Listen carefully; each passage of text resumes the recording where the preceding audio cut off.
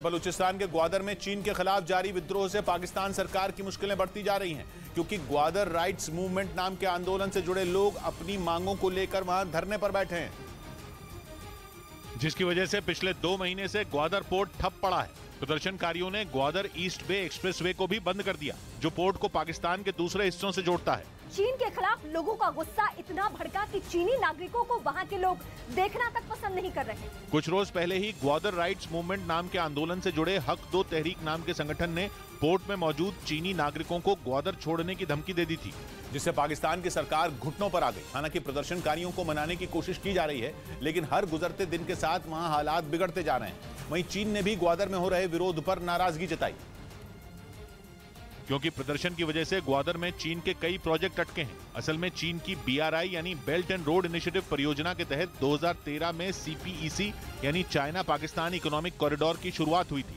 जिसके तहत करीब 3000 किलोमीटर लंबा रूट आता है, जो चीन के उत्तर पश्चिम इलाके को ग्वादर से जोड़ता है। लेकिन एक रिपोर्ट के मुताबिक ग्वादर में सिर्फ 3 प्रोजेक्ट पूरे हुए हैं और 12 अधूरे हैं। इसी वजह से चीन परेशान है और उसे ये डर सता रहा है कि कहीं विद्रोह की वजह से उसे ग्वादर से अपना बोरिया बिस्तर न समेटना पड़े।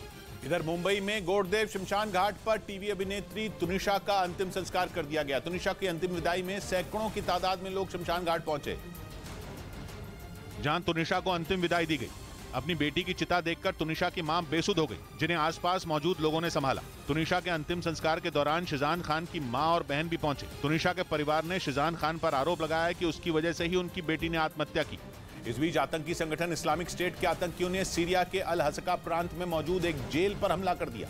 खबर है कि उस जेल में IS के कई आतंकी पिछले कई महीनों से कैद हैं, जिन्हें छुड़ाने के लिए इस्लामिक स्टेट के आतंकियों ने सीरिया के 6 सुरक्षा कर्मियों की जान ले ली। इस हमले में 2 आतंकियों के मारे जाने की भी खबर है। बताया गया कि उस जेल में IS के 200 से ज्यादा आतंकी बंद हैं। इस घटना के बाद अल हसका प्रांत में इमरजेंसी का ऐलान कर दिया गया। खबर है कि सीरिया की सेना ने इस प्रांत में बड़े पैमाने पर इस्लामिक स्टेट के खिलाफ अभियान चलाया था और उसके कई आतंकियों की गिरफ्तारी इसी अभियान के तहत की गई थी।